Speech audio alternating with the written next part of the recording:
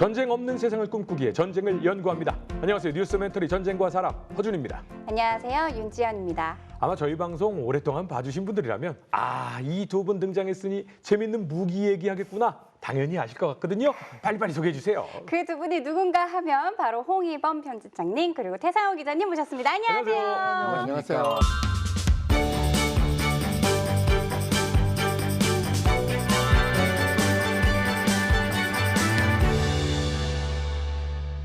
과연 이 두 분과 오늘 어떤 이야기를 하려고 허준 씨가 이 두 분만 보면은 무기 얘기하겠구나라고 제가 언제 그랬어요? 무기 얘기하겠구나라고 우리 시청자분들께서 맞추실 거라고 했는데 주제 바로 확인해 보도록 하겠습니다. 이게 등장을 하네요. 리틀보이 팬맨.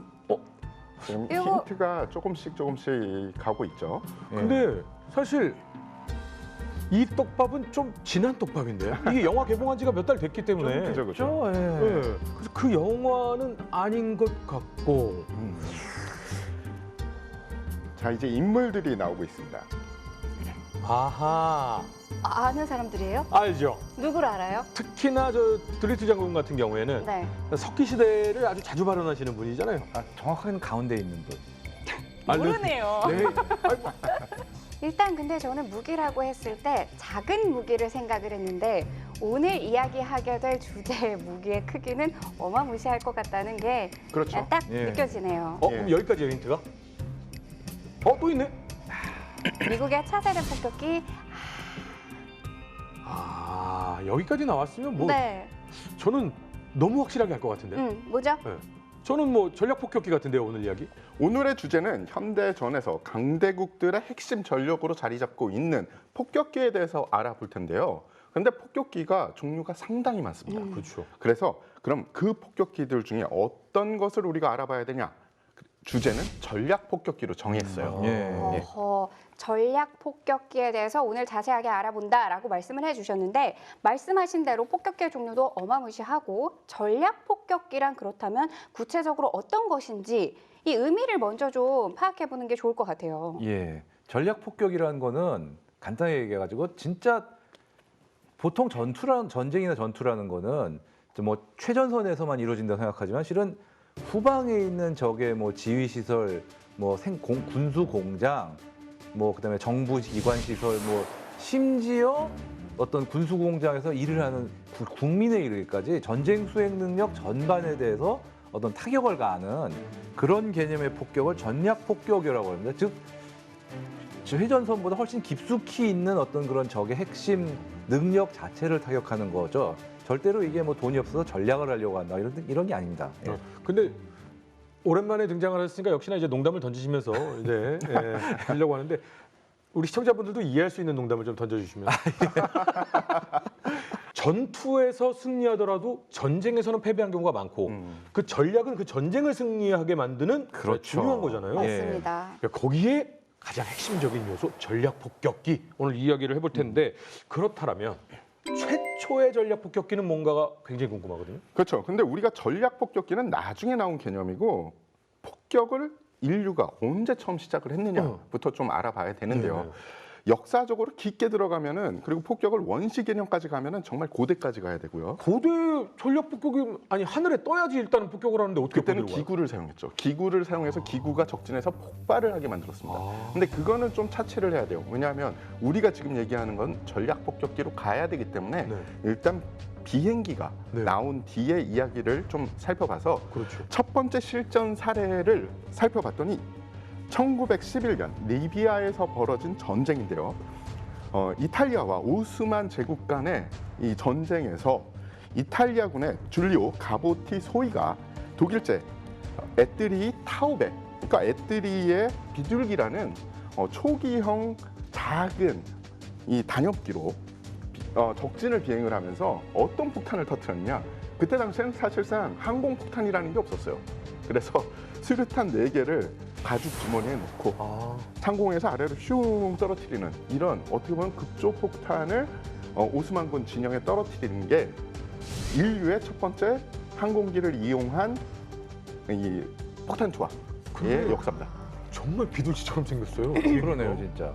그리고 그게 뭐 너무 원시적이잖아라고 생각하실 수 있지만 사실은 6.25 우리 저 전쟁이 발발했을 때 우리 공군이 처음에 그렇게 비슷하게 왜 했죠. 막았었어요. 네. 그렇죠. 우리 그 국군 비행사들이 수류탄 가서 수류탄을 손으로 던져서 막고 막 그랬었어요. 맞습니다. 그러면서 산화하시기도 하고 그런 좀 슬픈 역사가 우리에게 있죠. 자, 그러면은 과연 인류가 언제부터 더 원거리에 강력한 화력을 비행기나 아니면은 하늘을 날아다니는 수단을 이용해서 투사하려고 했느냐? 사실은 이 아이디어는 비행을 할 수 있는 어떤 물체가 나온 뒤로는 모든 국가에서 거의 모든 국가에서 나왔던 아이디어입니다. 근데 그럼 비행기만 이 폭격을 했을까? 아닙니다. 비행선도 했어요. 그 비행선조. 예. 예. 특히 1차 세계대전 전에 독일은 제펄린 비행선을 이용을 해서 유럽 구간에 이 민항기로 이용을 했습니다. 그러니까 즉 승객들을 그때는 평화스럽게 실어 날랐죠. 그렇죠. 근데 1차 세계대전이 발발을 하자 딱 이 생각이 든 거죠. 잠깐만, 승객을 실어 나를 수 있을 정도의 적재량이면 여기다 폭탄을 싣고 평소에 가던 노선대로 가서 거기에다 폭탄을 투하하면 되겠다. 그래서 제펄린을 이용을 해서 영국을 폭격을 하게 되죠. 근데 그전에는 사실은 그렇게 원거리까지 와서 바다를 건너와서 폭탄을 던지는 그런 이 무기 체계가 없었기 때문에 네. 영국은 그야말로 경악을 하게 됩니다. 1차 세계대전 동안 40여 차례 출격을 해서 약 200여 톤의 폭탄을 영국에다가 폭격을 하게 되죠. 그러면서 약 500여 명의 영국인들을 살상을 하게 됩니다. 아이고야. 이 사건을 목도한 유럽인들은 공포에 빠져요. 왜냐? 그전에는 하늘에서 날아와서 우리를 공격할 수 있는 게 끼켜봤자 포병의 이 포탄이었는데 이제는 언제 왔는지도 모르고 그리고 우리가 아무리 멀리 떨어져 있어도 하늘을 나는 물체가 와서 우리에게 폭탄을 떨어뜨릴 수 있다라는 생각을 하게 된 거죠. 근데 사실 많이 당황하고 공포에 차올라서 그렇지 비행선은 워낙 느리기 때문에 좀 공격하려고 마음먹으면 비행선은 굉장히 취약하지 않나요? 맞습니다. 그게 가장 큰 약점이었어요. 그래도 그동안은 겪어보지 못했던 그렇죠. 충격이다 보니까 굉장히 컸을 것 같은데. 실제로 그때 독일, 영국에서 이 제펠린 비행선을 보고 베이비 킬러라고 별명을 붙였어요. 왜냐면은 후방에서는 뭐 아이를 전선에서 아무리 싸워도 후방에서는 뭐 아이도 키우고 그렇죠. 뭐 일도 하고 그런 평화로운 그게 보장이 된다고 생각했는데 어느 날 갑자기 비행선이 와가지고 폭탄 떨어뜨리고 실제로 어린이나 유아의 사망자도 있었기 그렇죠. 때문에 그걸 빌미로 또 베이비 킬러 이런 식으로 되게 강하게 반발을 했어요. 도시공습의 시작이었죠. 그렇죠, 그렇죠. 그렇죠. 어떻게 보면은 이렇게 목표물이 명확하게 타격이 되는 게 아니라 정말 무작위로 타격이 그렇죠. 되다 보니까. 근데 말씀하신 대로 이 제펠린은 그냥 풍선 모양의 비행선인 거잖아요. 그렇다면 지금 우리가 알고 있는 폭격기 모양의 프로펠러가 달린 이 폭격기는 언제부터 시작이었을까요? 예, 사실 폭격기도 이미 1차 대전 때 독일 같은 경우만 해도 제펠린을 있다고 뭐 그걸로 끝나지 그런 생각은 전혀 없었고요. 비행기는 비행기대로 또 성능을 개량하고 대용화시켜가지고 폭격기를 만듭니다. 이거는 뭐 독일하고 영국이 특히 선구였는데 영국 같은 경우는 이제 핸들리 페이지 타입 5라고 하는 폭격기가 있어가지고 이걸 한 600대 정도를 만들었어요. 그래서 그때 기준으로 꽤 많이 만든 거죠. 이거 같은 경우는 최고 시속이 무려 157km. 그러니까 지금으로 비교해 생각하면 뭐 웬만한 자동차보다 느리지만 그래도 고속도로에서 속도 위반 걸리네요. 그렇죠. 그래도 1000km를 최대 비행할 수가 있고 그 다음에 910kg의 폭탄을 실을 수 있습니다. 그래도 거리와 이 적재량은 꽤 되네요. 뭐 어쨌든 속도를 희생해서 그렇게 네네. 최대한 거죠. 그래도 어쨌든 그때는 나름 전략 타격 수단이었고 또 그렇죠. 독일 같은 경우도 고타 G4라는 폭격기를 만들어가지고 최대 230대를 만들었고 그거 외에도 여러 종류를 만들었는데 이 고타 G4 같은 경우는 최대 135km 속도로 810km를 비행할 수 있었으며 최대 폭탄 탑재량이 500kg 정도. 그러니까 그때만 해도 이 폭격기의 폭탄 탑재량이 이제 빈약했던 거죠. 근데 사실 뭐 풀만 먹던 사람이 어느 순간 고기를 접했을 때 이거는 신세계다 느끼거든요. 전략 폭격이라는 것이 도입이 되고 그거의 성과를 눈으로 봤을 때 군수내부는 와 이거는 앞으로 무조건 발전시켜야 된다라고 생각을 했을 텐데 이 전략 폭격의 개념은 앞으로 어떻게 발전이 되나요? 그랬을 것 같죠? 네. 아닙니다. 아니에요? 네. 왜냐하면 언제나 획기적인 사상은 반대에 부닥쳐요. 그럼 누가 반대를 하냐? 육군이? 조금 전에 말씀하신 군수내부. 특히 자신들이 항공기를 운영하는 그 군 수뇌부들, 그러니까 그때 당시엔 공군은 없었고요. 육군과 해군 수뇌부에서 반대를 하게 됩니다. 공군이 왜냐? 없어서였네요. 공군이 없어서 네. 그렇죠. 왜냐하면 공군이 항공기의 중요성이 있어야 공군이 탄생이 되는데 이 옛날 장군들은 아니야, 우리에게는 거함에 중장갑이 있는 전함이 있는데 이거를 저 조그만한 비행기가 어떻게 파괴시켜? 육군의 입장에서는 아니, 비행기라는 거는 우리가 어디를 쏴야 되는 건지 정찰하는 존재지 어디를 뭐 저 조그만한 것들이 가서 전략적으로 타격해. 아니야. 이 고정관념을 수뇌부들이 딱 가지고 있었던 거죠. 그런데 그때 고정적이지 않은 장군이 한 명 나오게 돼요. 빌리 미첼이라는 장군인데요. 미 육군 항공대에 근무하는 장군입니다. 이 사람은 전쟁 영웅이자 아주 유명한 셀럽이었어요. 1차 세계대전에 참전을 했는데 전공으로 인해서 프랑스 정부에서 십자 무공훈장을 수여받습니다. 또 어떻게 셀럽이 됐냐면 워낙에 유명하고 또 인물도 좀 출중해요. 네. 그러다 보니까 영국에 가서 에드워드 8세를 직접 자신의 비행기에 태워서 시범 비행을 하는 것을 영국 국민들이 보게 돼요. 그런데 문제는 뭐냐? 워낙에 인기도 있고 잘생긴 장군이 혁신적인 사상까지 만들어내요. 자, 지금 시대는 우린 이미 항공기의 시대에 들어왔어. 그러니 우리 군도 항공기의 포션을 더 늘려야 돼. 그리고 공군을 만들어야 된다라는 그런 주장을 하게 됩니다. 군 수뇌부와는 완전히 다른 생각이었어요. 그렇죠. 그런데 이 미첼이라는 장군은 그냥 일반 장군이 아니었어요. 벌써 셀럽이잖아요. 네. 셀럽 활동을 하면서 뭘 합니까? 정치인들 만나죠. 기자들 만나죠. 이들을 이용하는 걸 알았던 거예요. 지금 군 수뇌부들의 생각은 옛날 고정관념이고 시대를 못 따라가라는 걸 부식이다. 언론에 흘립니다. 근데 또 언론은 이게 얼마나 신선한 떡밥입니까? 그렇죠. 게다가 내부 주문인데. 네. 그래서 대서특필하면서 계속 기사화하죠. 그러면 군 수뇌부와 이 미첼 장군의 간격은 더 벌어지게 되겠죠. 하지만 그는 계속 이야기를 해요. 만약에 나에게 기회를 주면은 현존하는 전함, 니네들이 무적이라고 얘기하는 현존하는 모든 전함과 지금 건조하고 있는 현대적인 전함, 그 당시에 현대적인 전함도 우리가 항공기와 폭탄을 이용해서 다 침몰시킬 수 있어 라고 이야기를 계속 하고 다니는 거죠. 네. 결국 어떻게 됐냐? 갑을 방론을 하고 의회에서 막 그 토론이 일어나고 하다가 1919년 12월에 뉴욕 헤럴드에서 이 성명서가 발표가 돼요. 바로 미첼의 성명서인데, 그러니까 조금 전에 그 미첼이 주장한 게 그대로 거기 실립니다. 현존하는 모든 전함을 내가 격침시킬 수 있으니 기회를 더하고, 그러니까 한번 실험을 해보자.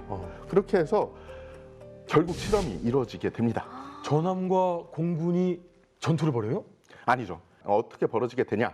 이건 사실은 군과 군 수뇌부와 미첼의 전쟁이었어요. 네. 그런데 실험을 해야 되잖아요. 그럼 네. 이걸 어떻게 실험을? 전함은 해군에서 가져오고, 네.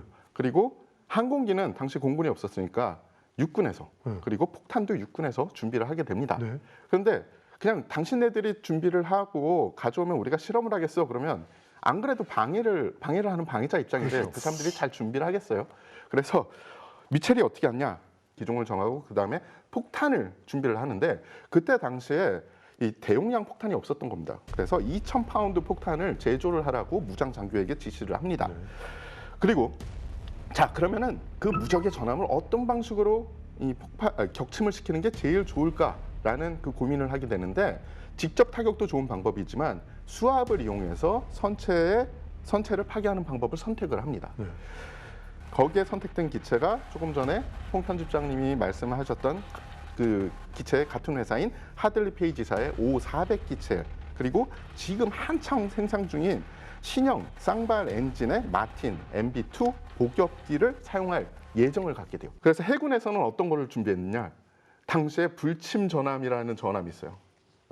자신들의 전력은 또 쓰기 싫었어. 1차 세계대전 때 독일 전함인 것을 노획한 함이 있었습니다. 바로 전함의 이름은 오스프릴랜드. 그 함을 제공을 합니다.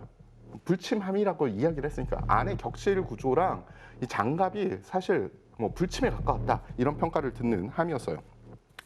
그리고 이 실험은 7월 20일과 21일 양일에 걸쳐서 실시를 하게 계획이 됩니다. 이게 세계의 쇼잖아요. 그렇죠. 당연히 해당 해역에는 많은 해군 함정들이 그 쇼를 보기 위해서 대기를 하고 있었고요. 네. 약 300여 명의 VIP 참관단이 수송선인 핸더슨 호를 타고 있었습니다. 그 함에는 당시에 참모총장으로 바로 임명된 퍼싱 장군도 있었고요. 퍼싱. 그 유명한 퍼싱입니다. 그리고 전쟁성 장관, 해군 장관, 18명의 의회 의원, 50여 명의 기자들, 그리고 다양한 군 고위층이 다 착석해 있었던 겁니다.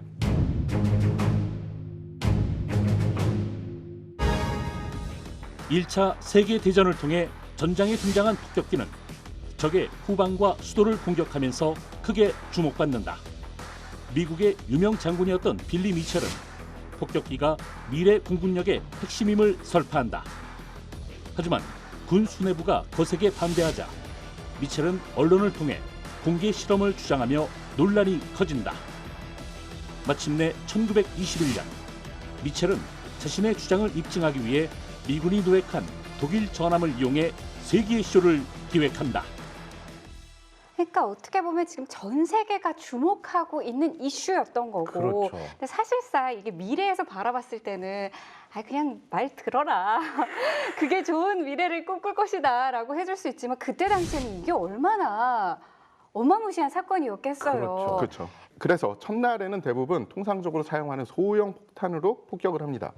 당연히 피해는 미미하죠. 안 되죠. 근데 반 미첼파는 그걸 가지고 또 언론 플레이를 해요. 봐라, 이거 뭐냐? 이거는 사실 항공기 시대는 안 왔어 라고 이야기를 합니다. 근데 미첼은 사실은 웃고 있었죠. 왜냐? 본 게임은 21일입니다.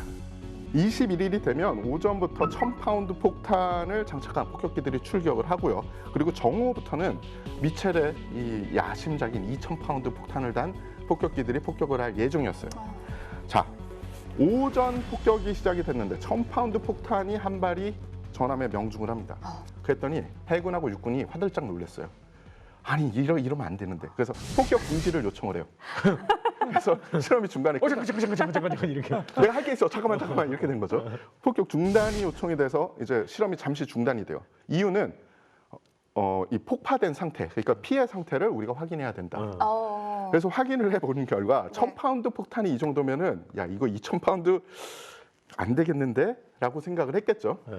그래서 원래 조건은 그냥 그 8대를 준비를 했어요. 8대가 2000파운드 폭탄을 다 적재를 하고 줄줄이 가가지고 투하를 하기로 했습니다. 그런데 해군하고 육군에서 안 돼. 딱 3대만 해. 그들의 계산은 이런 거겠죠. 한 대는 못 맞히고 2대도 잘하면 못 맞히고 한 대가 살짝 맞히면 격침 안 될 수도 있어. 이런 생각을 한 것 같아요. 근데 미첼이 누굽니까? 사실상 명령을 받은 거예요. 자기 아예 그 지휘관한테 너 이렇게 하지 말고 앞으로 실험은 딱 3번만 공격한다 이랬는데 미첼이 그거를 당연히 거부합니다. 그래서 휘하 조종사들에게 야 그냥 2000파운드 폭탄 달고 우리는 계획대로 진행한다. 그래서 8대가 발진을 해요. 그중에 한 대는 기체 고장으로 다시 돌아오지만 7대가 이제 가서 차례대로 폭탄을 투여를 합니다. 12시 18분부터 1번기 폭격이 시작이 돼요. 그래서 1번기 폭격을 하고 그리고 폭격이 시작이 되자 이 선체 주변에 폭탄이 떨어졌잖아요. 전함이 폭압으로 인해서 약 8에서 10피트 정도 위로 치솟아요. 그리고 6번째 폭탄이 투하되자 전함의 침몰은 사실상 기정사실화가 됩니다. 결국 폭격이 시작된 지 22분 만인 12시 40분에 전함은 물속으로 완전하게 가라앉게 됩니다. 이후에도 이 실험에서 사실 이제 밝혀졌잖아요. 항공기 시대는 왔고 군에서 이제 전략 폭격이나 아니면은 폭격이 중요한 요소가 됐다라는 걸 입증을 했으면서도 눈앞에 보이잖아요. 네. 근데 이 군이 사실은 굉장히 유연해야 되는데 유연하지 않은 조직 중에 하나거든요. 강렬한 주장이 오가요. 이 실험 뒤에. 그리고 미첼은 1925년에 군 질서와 규율을 어긴 죄로 법정에 세워졌고요. 결국 유죄를 판결받고 군에서 전역을 하게 됩니다. 이럴 거면 뭐하러 실험을 하는 거예요? 그래서 이런 실험이 있음에도 불구하고 이 해안 방어 임무는 1920년대까지는 기존에 하는 것처럼 육군은 땅을 지키고 해군은 해안선을 지키는 그대로 가는데 1930년대에 와서 이제 조금 바뀝니다. 왜냐하면 B-17 같은 이 장거리 정찰할 수 있는 자산이 육군 항공대에 들어왔기 때문이죠. 그래서 B-17이 초계 임무를 수행하는 그런 임무를 이제 1930년도부터 하게 되는데 그러면 이제 B17을 사용하니까 뭐 미첼의 주장이 어느 정도 군에서 받아들여졌다? 아니요. 더 재미난 일이 벌어집니다. 재미나면서 슬픈 일이에요. 해군의 뒤끝은 아주 집요했어요. 보통 우리 뭐 많은 분들이 군에 관심 있는 분들이 특히 미군에 관심이 있는 분들이 잘 아시나요? 뭐 해군하고 육군 혹은 뭐 공군하고 미식 축구 게임을 하지 않습니까? 뭐 아미 네이비 게임 뭐 이런 걸 하죠. 1940년대에도 그런 게 있었어요. 1941년 11월 29일 육군과 해군의 미식 축구 경기 중에 어떤 프랭카드가 붙었냐 하면은 전남 아리조나호 이 사진이 그림이 딱 붙어 있고요. 거기에 글귀가 써 있었습니다. 항공 애호가들의 주장에도 불구하고 어떤 전함도 아직 폭탄에 의해 침몰되지 않았던 것은 중요한 사실이다. 이런 글귀가 딱 붙게 됩니다. 애리조나요? 예. 근데 옹졸하다 옹졸해. 아니 근데 그 애리조나라는 이름이 여기 써붙여졌다라고 하니까 어유 한 20년, 10몇 년 뒤에 애리조나라는 이름이 침몰하죠. 10년이 아니라 제가 아까 1941년 11월 아, 29일 5년 뒤네요? 아니요. 아니요. 일주일 뒤입니다. 아 일주일 뒤에요? 예. 근데- 8일 뒤입니다, 정확하게는. 그러니까 미첼의 주장을 누가 다시 한번 그 강하게 증명하냐면 그 프랭카드가 걸린 8일 뒤에 일본 해군이 진주만을 습격을 하면서 아리조나를 폭침시킵니다. 하필이면 그러니까 그거 딱 듣는 순간 애리조나? 라는 생각이 들었는데 아 이게 진주만 공습이 있기 8일 전이군요. 뭐 어마어마한 아이러니죠, 진짜. 아, 사실 지금 B-17 폭격기만 해도 결과적으로 전략 폭격에 쓰인 거지. 이미 태상호 기자가 얘기했지만 미국에서 원래 개발한 목적은 본토 방어였어요. 그러니까 이제 미국은 아무래도 바다를 멀리서부터 지켜야 되니 해상 초계도 하고 필요하면 적 함대가 접근할 때 최대한 멀리서부터 폭격을 하자라는 어떤 그런 개념이었던 거죠. 그러다 보니까 B-17이 항속거리도 길고 그 시대 기준으로는 또 상당한 양의 폭탄을 싣고 또 거기에 더해가지고 혹시라도 적 전투기들이 몰려와도 자체적으로 방어할 수 있게 하자. 뭐 이런 식으로 약간 뭐랄까 소가 뒷걸음치다가 전략 폭격이란 쥐를 잡은 약간 그런 느낌으로 전략 폭격기가 된 거지.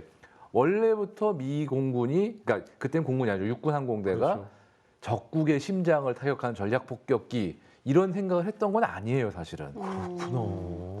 근데 어찌됐든 그 애리조나가 없어지고 그리고 미첼의 이런 주장 계속되는 주장에 있어서 미군 입장에서는 이제 좀 전략 폭격을 적극적으로 받아들여야 될 때다라고 생각을 했을 것 같은데 미군 육군 항공대는 어떤 폭격기를 좀 개발하게 되나요? 사실 아까 말씀드린 B-17도 있었지만 B-17보다 사실은 더 애용된 기체가 있어요. 어떻게 보면. 왜냐하면 B-17은 영국에서 출발해서 독일을 폭격하는 그 과정에 집중적으로 투입됐기 때문에 언론의 스포트라이트를 굉장히 많이 받은 편이지만 사실은 미국이 가장 많이 생산한 폭격기는 B-17이 아닙니다. B-24예요. B-24는 사실 17하고 29 사이에 껴가지고 좀 낀 존재? 그닥 주목을 많이 못 받았지만 실은 가장 많이 생산된 미국의 군용기기도 하고 그 다음에 실제로 폭탄을 투하한 양도 그게 더 많아요. 그 베를린 같은 독일 본토의 주요 목표들은 B-17이었지만 그 외 뭐 체코라든가 루마니아라든가 이탈리아라든가 이런 그 외 지역에 대한 전략 폭격은 B-24가 거의 전적으로 담당을 했거든요.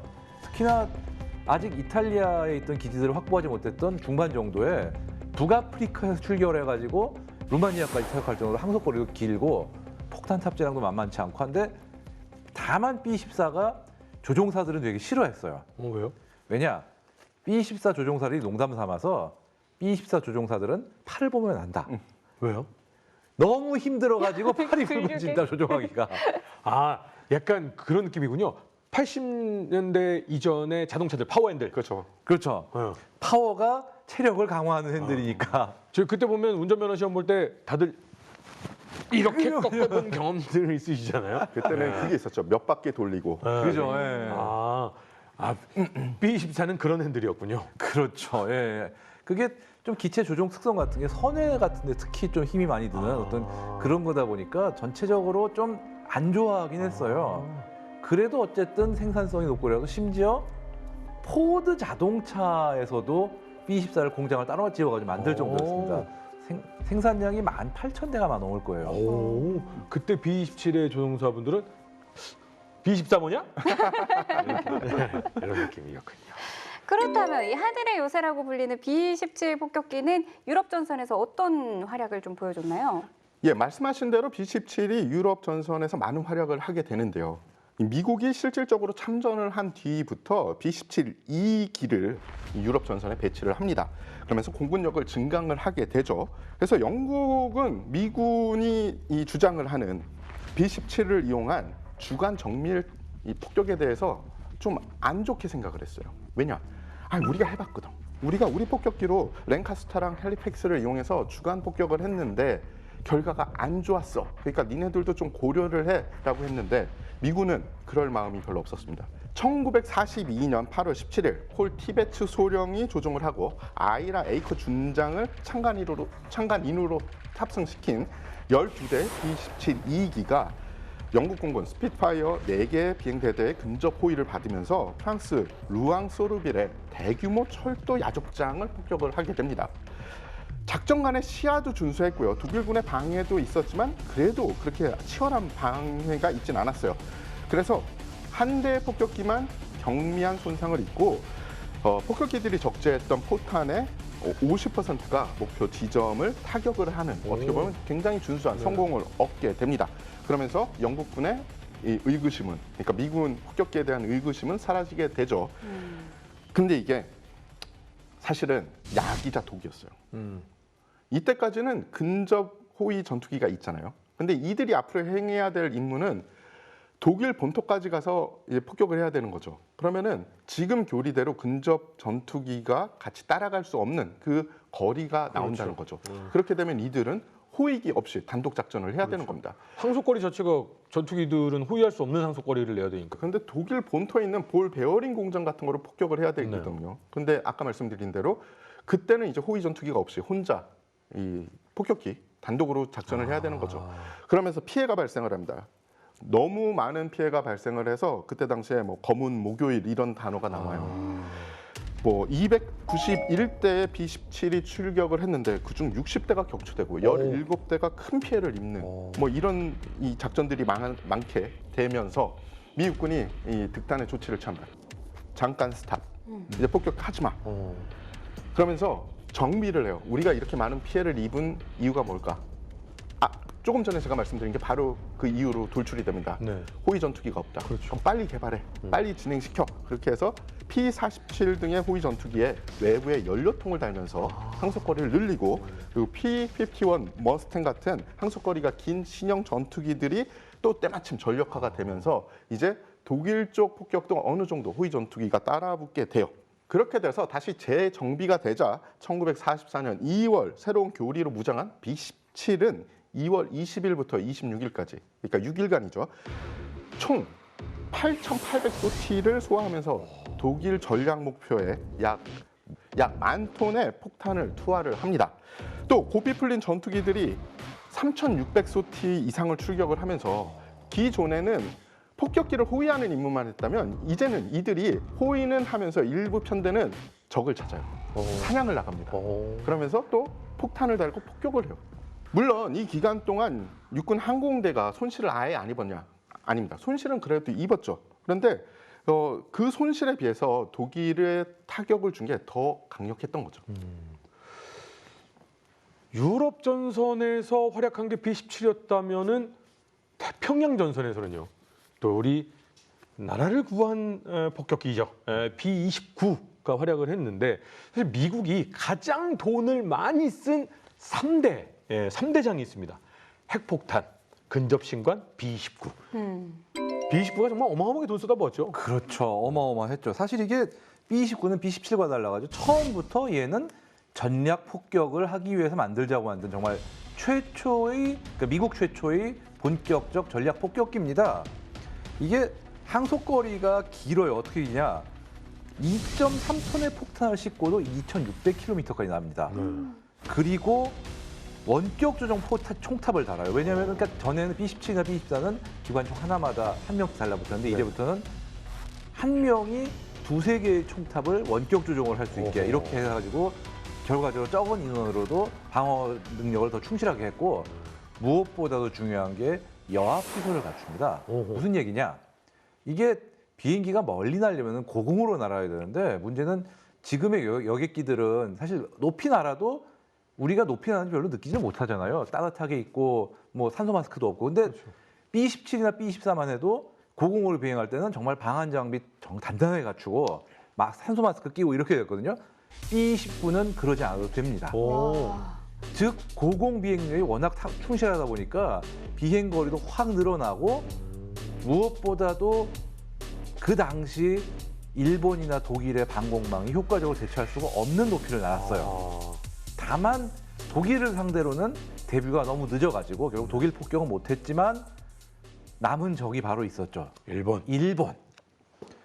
그래서 일본을 상대로 정말 어마어마한 효과를 발휘하는데 이 함정이 있어요. 실은 B-29는 일본에 의해서 격추당한 것보다 고장으로 떨어진 게 더 많아요. 워낙 신무기고 최첨단 무기라. 그렇죠. 특히 그 신형 엔진이 워낙 말썽이 많아서 이 운용 기간 내내 물론 개량을 거치고 조금씩 줄여나가지만 그래도 운용 기간 내내 아주 정말 애물단지였습니다, 진짜. 사실 이때 당시의 기술력으로 B-29가 올라가는 그 고도는 그때 당시의 기술력으로는 올라갈 수 없는 고도였잖아요. 거의 그렇죠. 네. 그런 걸 올라갔으니 뭐 여러 가지 면에서 진짜 획기적이지만 동시에 참 시행착오도 많았던 그런 기차라고 할 수 있는 거죠. 근데 그러면 B-29의 그 승무원들은 예. 실제로 지금처럼 안락한 약간 그 느낌으로 그 안에서 활동할 수 있었던 거예요? 아무래도 그 B-17이나 B-24 같은 그전 세대에 비하면 훨씬 안락한 거죠. 왜냐하면 뭐 그전 그 B-17만 해도 그냥 방한복으로도 안 돼가지고 전혀 열선이 들어간 어떤 그 방한복이 왜냐면 웬만한 방한복 가지고는 잘못하면 얼어 죽으니까 그리고 산소 마스크 필수였고 그런데 B-29는 그 정도까지 할 필요는 전혀 없던 거죠. 다른 이 공군 조종사들이 이렇게 물면서 너 B-27 뭐냐? 아이고 팔 아프겠다라고 할 때 B-29는 너희들 방한복 입니?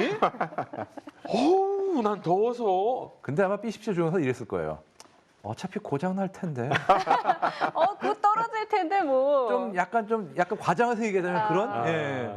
지금 그 내부 상황에 대해서 설명을 했다면 포탄에 대해서도 조금 얘기를 하자면 이때 당시의 폭격기는 지금과는 달리 이 GPS를 유도하는 정밀 폭탄은 아니었단 말이에요. 그래서 B-29 폭격기에는 특별한 조준기도 달렸다라고 하는데 어떤 건가요? 예, 말씀하신 대로 유도되는 폭탄이 없으니까 조준경이 좀 정밀해야지 제대로 된 폭격이 이루어지겠죠. 그래서 노든 조준경이라는 이 걸출할 물건이 나옵니다.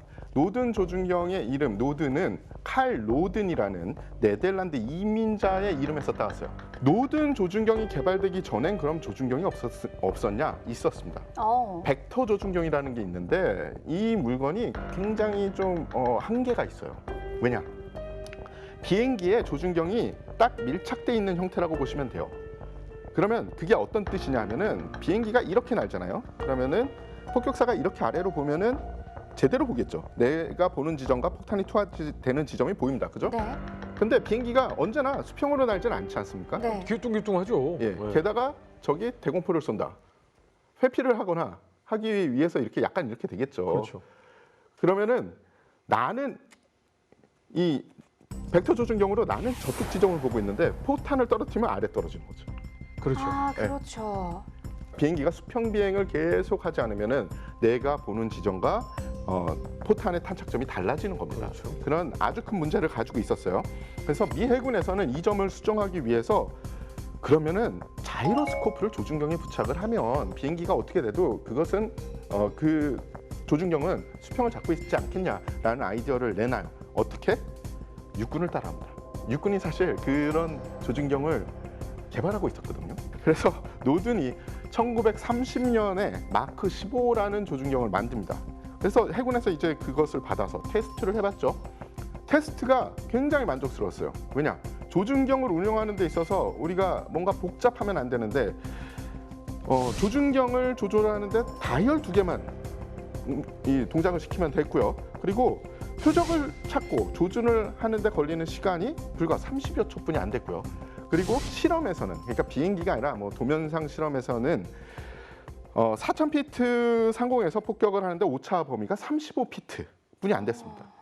근데 이거는 뭐 사실상 그냥 상에서 실험한 거죠? 상상 실험이니까 실제로 비행기에 장착해서 폭격기에 장착해서 한 실험에서는 그거보다 훨씬 많은 오차가 났다고 하더라고요. 그렇죠. 늘 하는 얘기지만 이론과 실제가 다르다. 다르죠. 이게 이론적으로 그때 하는 얘기가 뭐였냐? 이게 있으면은 4,000피트라고 하죠. 고도가 1,500m 정도 되는 건데 그러면은 거기서 떨어뜨리는 폭탄으로 그러니까 흔히 얘기하는 드럼통 정도도 충분히 맞출 수 있다. 에이, 진짜. 였으나 실제로는 그때 당시에도 다르죠. 그런 사람들이 실제로 있었군요. 테스트를 그러니까 실전에 투입해 보니 떨어뜨린 폭탄 중에 표적이 300m 이내로 들어간 거는 잘해야 3분의 1. 그 정도다라는 이거 좀 신통치 않은 그런 결과가 나온 거예요. 이게 또 문제가 뭐냐면은 이게 이거 이태기 기자님 말씀하셨지만 이게 조종 계통과 연동이 돼 가지고 이게 폭격수가 이제 이걸 가지고 조준을 하기 시작하면은 사실상 폭격기를 폭격수가 조준을 하는 거예요. 그러면서 쭉 수평으로 비행을 해야 되는데 문제는 독일군도 바보가 아니라서 그 타이밍에 들어가는 시점부터 대공포나 전투기를 가열차게 한 거죠. 정말 심하게.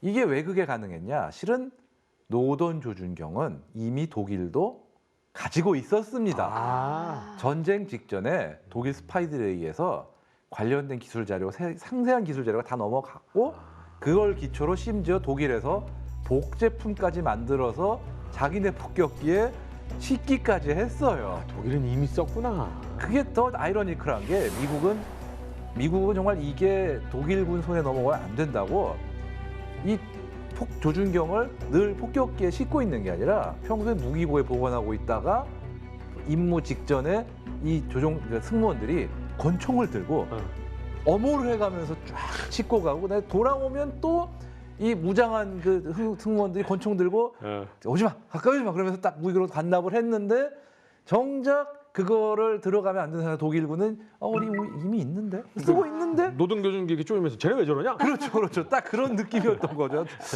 사실은 이 B29 얘기를 하면 빼놓을 수 없는 게 대한민국이죠. 네. 그죠. 예. 대한민국을 구한 전략 폭격이다. 뭐 이렇게 당연히 얘기할 수 있는 거잖아요. 그렇죠. 대한민국을 여러 번 구했죠. 왜냐하면은 그 B29는 또 다른 타이틀이 있습니다. 지금도 안 깨지는 타이틀인데요. 최초이자 마지막 핵 폭격을 한 폭격기다라는 타이틀을 가지고 있고 그 폭격으로 인해서 우리가 해방이 될 수 있었죠. 그것도 있었고 예. 6.25도 당연히 6.25 때도. 활약했고. 네. 그렇죠. 그러니까 그거는 6.25 전이니까 우리를 한 번 구해준 은인이 됐는데 6.25 때도 또 저희를 또 구해주게 되는 그런 인연을 가지고 있습니다. 자, 6.25 전쟁 당시에 B29의 발진 기지는 일본이었어요. 그러니까 신속한 전개가 가능했죠. 게다가 전쟁 초에는 제공권을 유엔군이 완벽하게 가지고 있었기 때문에 방해하는 존재가 없었습니다. 고고도에서 뭐 그렇게 비정확하게, 불정확하게 폭격을 할 필요가 없었어요. 고도를 낮춘 상태에서 그냥 정확하게 때릴 수도 있었습니다. 그래서 여러 가지 유명한 작전에 투입이 됐는데 그 중에 하나를 말씀드리면 1950년 8월 16일 실시된 낙동강 전선 인간 폭격 작전이에요. 이때 단일 공습에 960톤, 어마어마한 수준이죠. 960톤의 폭탄을 쏟아 부었고요. 낙동강 서쪽 구미에서 양목 구간에 그야말로 폭탄의 비를 깔았습니다. 이게 하는 입장에서도 경이로웠다는 얘기를 하는데 밑에서 막고 있는 공산군 입장은 어땠겠어요? 그렇죠. 그리고 그 실질적인 피해를 입은 그 군에서도 경악을 했지만 더 경악한 것은 공산군의 지도부였습니다. 왜냐? 잠깐만. 그럼 저 폭격이 평양에도 올 수 있고 원산에도 올 수 있고 그렇죠. 함흥에도 올 수 있어? 라고 생각을 했죠. 그러면서 경악했는데 그 일이 그대로 벌어져요. B29가 바로 그 지점들을 전략적으로 폭격을 합니다. 그러니까 오늘 배운 내용 중에 그 초기 그 폭격의 내용에 한 800km, 900km 이런 얘기 있었잖아요. 그렇죠. 그 적재량이. 근데 지금 800톤 얘기가 나오는 어마어마하게 거예요. 늘어난 거죠, 성능이. 예. 그래서 그렇게 많은 활약을 했는데 초기에는 그랬지만 이제 후기에는 좀 활약을 못하게 돼요.